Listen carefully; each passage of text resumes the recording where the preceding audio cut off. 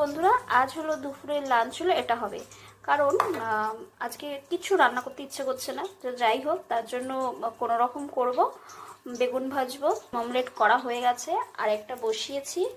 আর এখানে বেগুন ভাজা হচ্ছে, তার সাথে ডাল আর হলো ভাত। ডালটা করব, ডাল করলে হয়ে যাবে। আর ওখানে ভাত আমি উবুর দিয়েছি। কলিটা ছিল পেঁয়াজ কলিটা ভাজবো বলে, কিন্তু পেঁয়াজ কলিটা এখন আর ভাজবো না। আমার একটুও ভালো লাগছে না, মানে কতক্ষণে স্নান করে পুজো দিয়ে ঘুমাবো এই ভাবছি।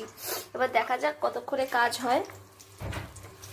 বেগুন ভাজাটা অলরেডি আমার হয়ে গেছে। বেগুন ভাজাটা নামিয়ে নেব। আর এখন আর বেগুন না ভাজবো না, ওখানে তো নুন হলুদ দিয়ে মাখিয়ে রেখেছি, পরে যখন। আর এটা যেহেতু ভাজা হয়ে গেছে, এটা এখন ছেলেকে খেতে দিয়ে দেবো।